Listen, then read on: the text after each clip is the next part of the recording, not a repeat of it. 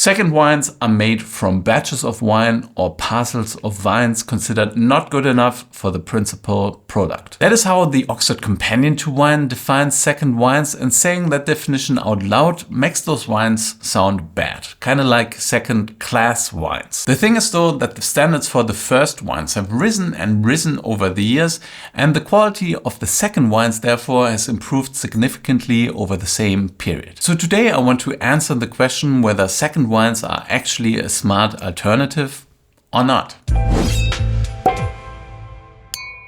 Second wines are an insurance policy for the winery. Vintage variation can be balanced off by using some of the lower quality fruit in the second wine, or you can use wines from younger vines or less tasty barrels in your second wine in order to boost the quality of the first. The region most associated with the production of second wines is Bordeaux, where the first records of producing second wines go back to the 18th century. The tradition was revitalized in the 20th century, particularly by the first growers who wanted to make a more consistent high quality wine by putting some of the less expressive fruit in their deuxième vin that sold at a cheaper price. The brand Mouton Cadet, which is now sold by the millions, started its life as the second wine of Chateau Mouton. Today Mouton produces Le Petit Mouton, Latour produces Les Forts de Latour, and even a fifth grower like Chateau Cantemerle produces Les Allées de Cantemerle as a second wine. Wine producers around the world have adopted that strategy, as it doesn't only allow them to boost the quality of the first wine,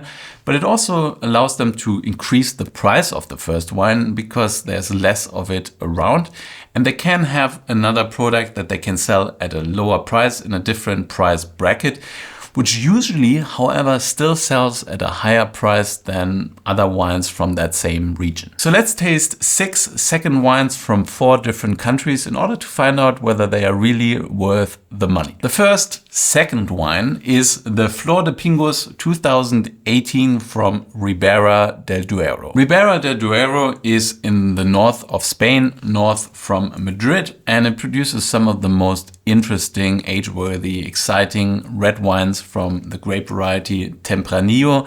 And Pingus, the first wine, is one of the most famous wines from Spain, period. In the 2018 vintage, the Pingus, the first wine, actually got 100 points from Robert Parker, so this should be pretty good. Dominio de Pingus was founded in 1995 by Danish winemaker Peter Rieussec, and he pretty quickly established his reputation as one of the best winemakers in Spain. They do interesting things. For example, they actually started increasing their yields as they found out that this will help them combat the impact of climate change. As wines get more concentrated and rich, very low yields might actually result in a heavy wine. By increasing the yields ever so slightly, they manage to keep freshness in their wine. Some of the vines they have are actually from 1929, so they're close to 100 years old. But I'm not too sure whether they use any of that fruit for the second wine. That reminds me of something. Hold on one sec. Here you go. I actually have some bottles left of the 2004 Flor de Pingus, and I opened 1 or 2 last year, and they were actually still beautiful. This is wine that also ages well, like even though it's just the second wine. But I'm not going to open that today. We'll stick with this one. Okay. The Flor de Pingus was introduced in 1996 using the fruit from the younger vines of the estate. Usually younger vines produce less intense and expressive wine, and therefore, well, it makes sense to use some of that fruit in the second wine. The wine is made from the grape variety Tempranillo, and they source fruit from different vineyards here. The wine is fermented using indigenous yeast, and it's then aged in barrique. 25% of the barriques were new and the rest were used barrels. The wine is aged for 18 months in those barrels, and they actually produce fairly significant amounts of that. It's 120,000 bottles as far as I know, so yeah, not bad. Ribera is an interesting region right now. There are quite a few changes when it comes to winemaking culture. From what I see, many producers are actually now trying to go more towards freshness, trying to maintain balance in their wine and move away from too much influence of oak. Look at that. They actually have a proof tag on there. So you have this little bubble tag that allows you to track your bottles. You can scan the QR code and then you see that, or you should see that bubble pattern. It kind of helps prevent fraud. It's not a perfect solution, but it's a solution. Let's see whether I like this. You never know, you know. Dark color, which is pretty typical for Tempranillo from Ribera. Quite intense in color, in aroma, in texture. Lots of ripe fruit character. You have those ripe cherries. You have a little bit of blackberries. There's some oak there, but it's really in the background. I mean, consider this. I mean, this is the second wine, and I think this is the current vintage. And it's 7 years old already. So they release it fairly late to the market. I actually don't know 100% whether there's more recent vintages on the market as well. But this is quite an investment by the winery, keeping all that wine back, trying to make sure that you release it once it's ready. On the palate, this is intense, juicy, delicious. I mean, the tannins are there, they're grippy, but they're also ripe. There's good acidity, so you have that boost at the finish. This is not a light wine. I mean, 14.5% of alcohol. That's a lot of alcohol, but you don't feel it. It's really well integrated. I would always recommend drinking wines like that at a lower temperature in order to ensure that that you don't get the heat from the alcohol. Keeping it at 16, 17 degrees actually integrates the alcohol much better. I'm going to rate this 94 points. I think it is a delicious wine. And the question remains though, I mean, this retails for around about $110. So is it really worth spending that kind of money in order to get the second wine? Knowing this wine fairly well and knowing that the first wine is actually retailing at much higher prices, I'd say it is actually, still an okay price. I mean, this can age for a long time. I know that, and it is a super high quality wine. And if you want to have access to some of that Pingus magic, this is a good way to get close to the first wine. But yeah, still at that price point, you can buy a lot of great Ribera del Duero wine from other estates. So and those wouldn't be the second wines; they would be the first ones. So yeah, it's a question of how much you want to have Pingus on the label, really. But yeah, I definitely recommend it. It's delicious, and yeah, it's just still very young. So let's move on to the second wine, which is the 2016 Le Serre Nuove dell'Ornellaia from the Ornellaia winery in Tuscany. The winery was founded in 1981 by Marchese Lodovico Antinori with the aim to produce a great super Tuscan wine in the region of Bolgheri. He certainly achieved that. The winery is now considered to be one of the most famous in the world. Le Serre Nuove is one of the first, if not the first, second wine of Italy, which is a strange sentence to say. But yeah, they were one of the first to do that. And in this wine, they use the fruit mainly from the younger vines of the estate. Similar strategy to what they do at Pingus. Today, Ornellaia is actually owned by the Frescobaldi family, and there's a long history of how it changed hands from Antinori to Frescobaldi. It also involved the Mondavis.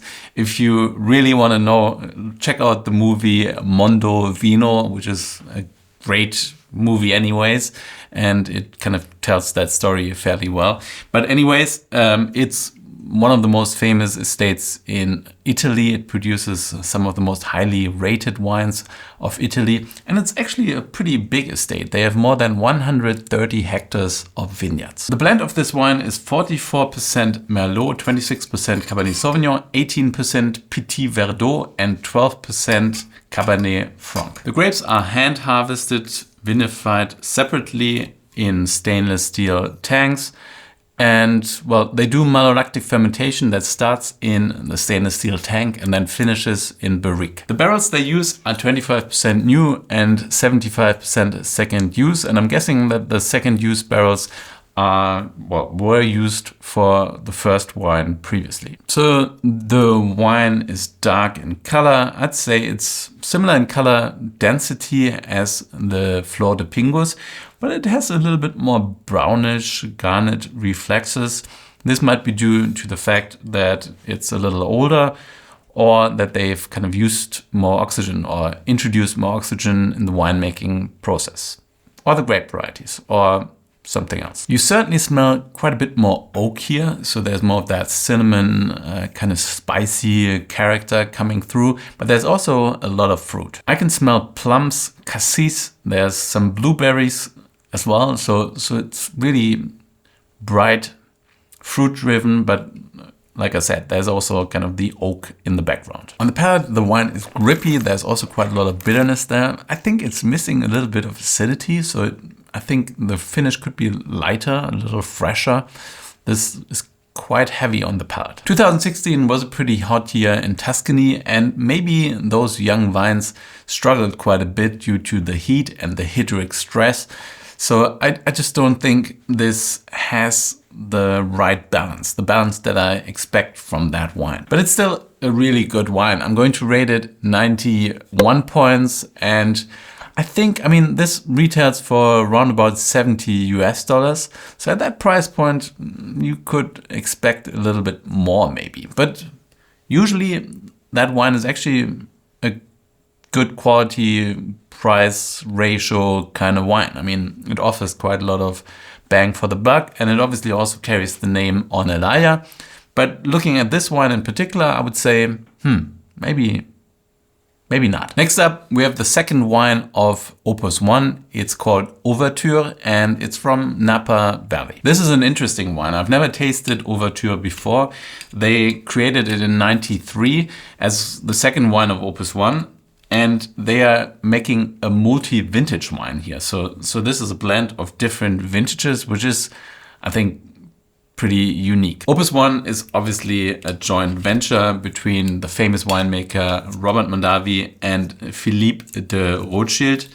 And well, this is something that they really introduced, having like a multi-country or multi-continent joint venture in order to produce a super high quality wine.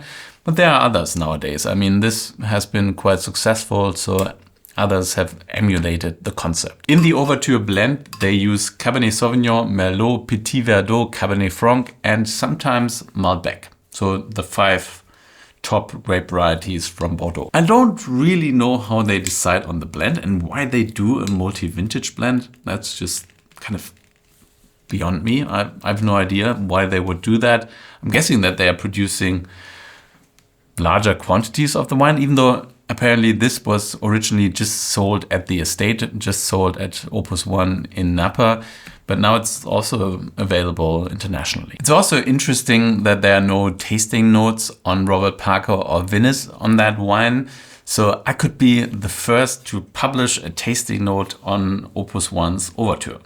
Probably not, but I could be. You can still have dreams, right? So this is dark, but well, when it comes to Napa Cabernets, it's not super dark, but it's concentrated and fairly dark. The nose is actually quite fruit driven. There's lots of cassis, bright fruit character. I quite like it. When I read that this is 100% new oak, and I think 18 months in new oak, I thought it might be a little oaky, but this is balanced. There's a little bit of mintiness there, quite elegant fruit flavor. So this is good. In the background, you have a little bit of licorice and darker notes, but yeah. So there's the balance of red fruit, black fruit, and a little bit of spice. On the palate, this is velvety.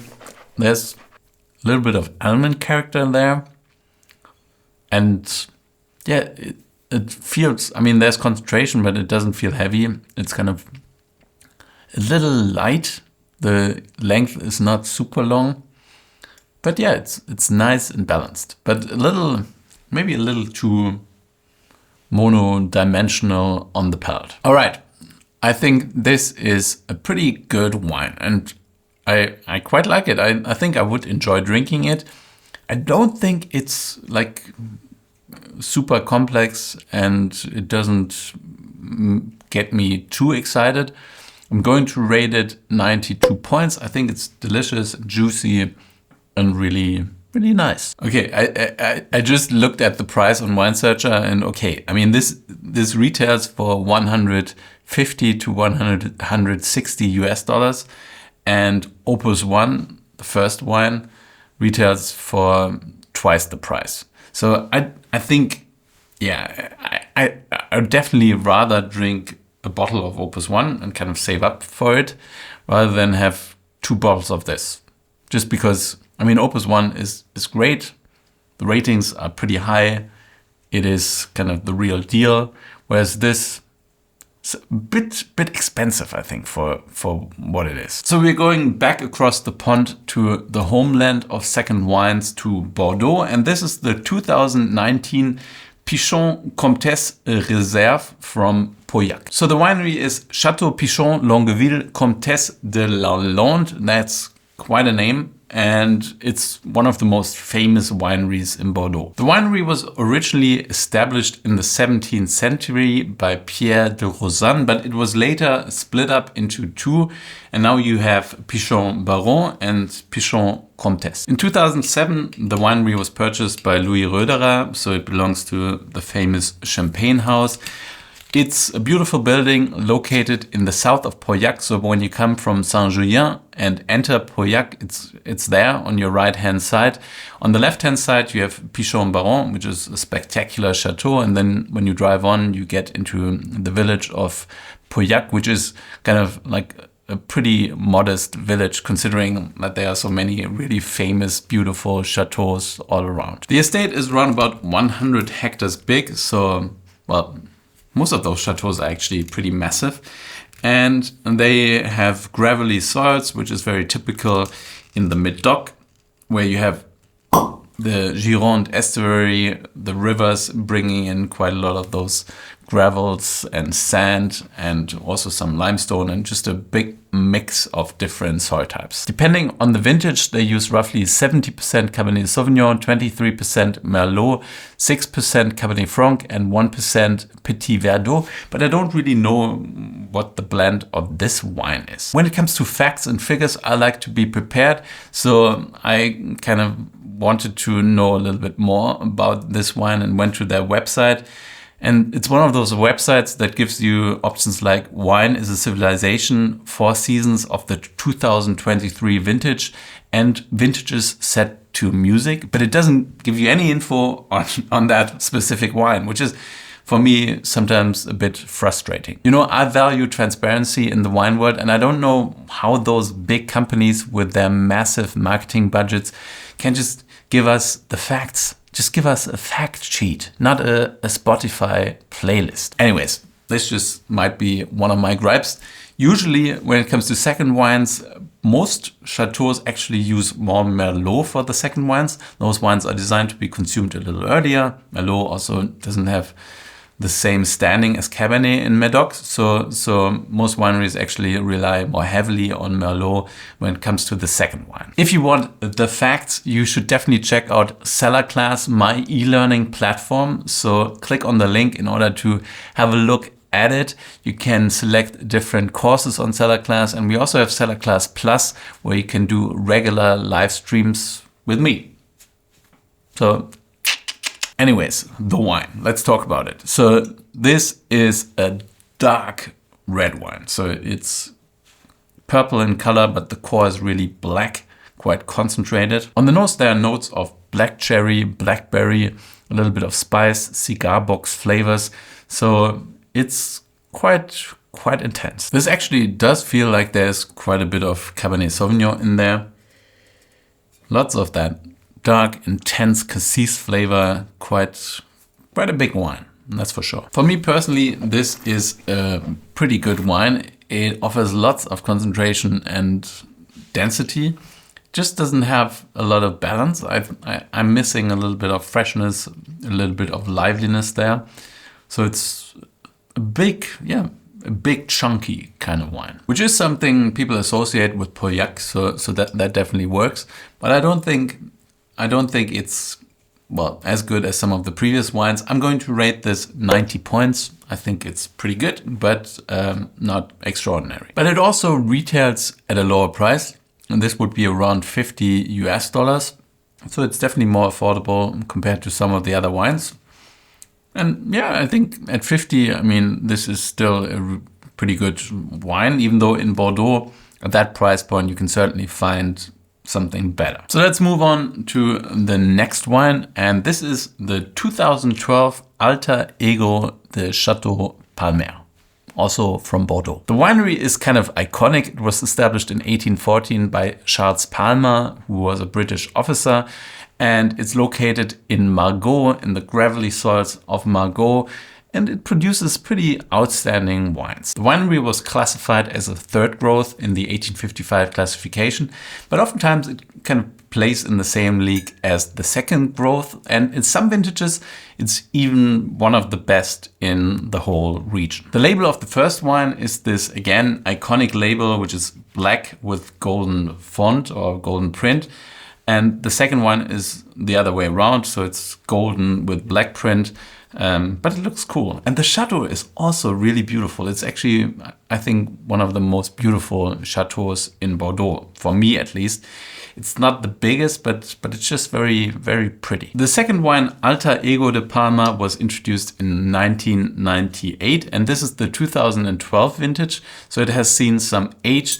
12 was not the greatest vintage in Bordeaux, but this apparently is pretty good. It is a blend of 51% Merlot, 40% Cabernet Sauvignon and 9% Petit Verdot. This was aged in barrels for 20 to 22 months before bottling, and well, let's taste it. There's another proof deck here. For some reason, people seem to kind of recreate second wines. And I mean, is it really worth faking the second wine? Does it not make more sense to just go for the first wine and sell it at like 3 times the price? I don't know. But I'm guessing faking a second wine is exactly the same amount of work as faking a first wine, right? So this is nice and dark in color. You can see a little bit of garnet, but it still looks pretty fresh and young. Let's smell it. This smells of classic Bordeaux. I like it. So there's plums, cherries, cinnamon, a little bit of rum kind of character. I don't know what that is about, but it has lots of spice, a little bit of sweet oak flavor. Quite complex. On the palate, it's rich and velvety, good freshness. There's liveliness there. The alcohol is at 13.5, which is okay, considering that many Bordeaux are now above that. But yeah, it just feels very balanced. It feels fresh. It feels really good. It continues to evolve in the glass, becoming even more complex and opening up even more. So this is certainly not at the end of its drinking window either. This is great stuff. I'm going to rate this 94 points. I think it's absolutely delicious. It retails for around about $90. I'll put all the links to Wine Searcher in the description so that you can check whether it's still available in your market. But I think, I mean, this is not cheap, but this is really great Bordeaux. And even though it's just the second wine, it's a pretty damn good second wine. For the last second wine, we're staying in Bordeaux, and this is the 2017 Carmes de Rieussec from Sauternes. So a second wine of a Sauternes estate. Rieussec also belongs to the Rothschild family who own Lafite, but I'm pretty sure that they make a lot more money with Lafite than with Rieussec. It's just very difficult nowadays for Sauternes producers to operate profitably. I mean, the wines are so difficult to make. The yields are super low. There's quite a lot of risk of losing fruit as well. And the market just isn't there. People don't drink Sauternes anymore, which is a real shame. I really love those wines, and I really have had beautiful experiences with Sauternes, especially when paired with different dishes. So either hearty, like salty dishes like blue cheese or foie gras, but also with beautiful desserts. So you can have a lot of fun with a nice bottle of Sauternes. The good thing about the lack of demand for Sauternes is that those wines are actually really cheap. And I think this actually costs $30, but not the half bottle, the full bottle. So if you get a full bottle, you pay $30. So this would be probably around $20 US, which is pretty cheap. Well, let's taste it first, but yeah, depending on the quality in the bottle, this can be pretty cheap. I think it was the 2009 Chateau Rieussec that won Wine Spectator's Wine of the Year like 20 years ago, which is just such a, I think I mentioned that in the Wine Spectator video last year, but it's just funny because nowadays I don't think Wine Spectator would put a Sauternes in the #1 spot just because, yeah, their readers don't drink Sauternes anymore, which, like I said, is a shame. It's a shame. By the way, I just complained about the terrible websites of some of those producers, but they actually have a great website. All of the Baron de Rothschild estates are on that website, and you can find lots of technical information on all of their wines. This is a blend of 94% Semillon, 3% Sauvignon Blanc, and 3% Muscadel, and it has 105 grams of residual sugar. Look at that beautiful color. Obviously not quite the same concentration as the first wine would have. They tend to be even sweeter, even more concentrated, oftentimes more golden in color. But this is pretty golden. This smells of ripe pineapple, mango, and there's a little bit of peach character coming through as well. Peaches and cream, a little bit of vanilla. So yeah, it smells like Sauternes. On the palate, this is creamy, intense, grippy. There's a little bit of chocolate, white chocolate flavor coming through. If you drink Sauternes, you shouldn't expect great acidity. I mean, there is acidity, but it's not as pronounced as it would be in a Trockenbeerenauslese or in a Tokai. Instead, this is just creamy, rich, unctuous, and you have to appreciate that. If you want something really fresh and zesty, Sauternes is probably not for you. But every now and then, I look for something sweet and unctuous, and this actually hits the spot. I'm going to rate it 92 points. And I think at that price point, this is just a great bargain. All right, this was fun. 6 interesting wines, 6 second wines. But is it really worth buying the second wine? I think it really depends. My 2 favorites were those 2, the Flor de Pingus and the Alter Ego de Palmer. When it comes to value, and that's, I think, something that people expect when they buy a second wine, this is certainly a great choice, a beautiful wine, and the price is pretty good considering how expensive it is to make such a wine. But yeah, overall, I wouldn't necessarily say that you get a lot of value if you buy a second wine. If a second wine is really good, like those 2, it is actually a great way to start your exploration into this wine estate. So if you don't want to spend all the money in order to get the first wine, you get an interesting inside look into what the first wine might be like, and you can also get great wine at a fairly affordable price. Great wine with a name, I might add, because that's also something important. If you put a wine like that on the table, people might know Pingus, and they might appreciate the fact that you open this wine associated to that famous estate for them. But yeah, overall, I wouldn't necessarily say that you are really able to make a bargain by settling for the second one. So thank you for watching. I hope you enjoyed this video. If you did, then please like it down here, subscribe to my channel if you haven't done so already. My question of the day is, what do you think about second wines? Do you buy them or not? Let me know down below. But whatever you do, I don't have a glass here. Well, there. Stay thirsty.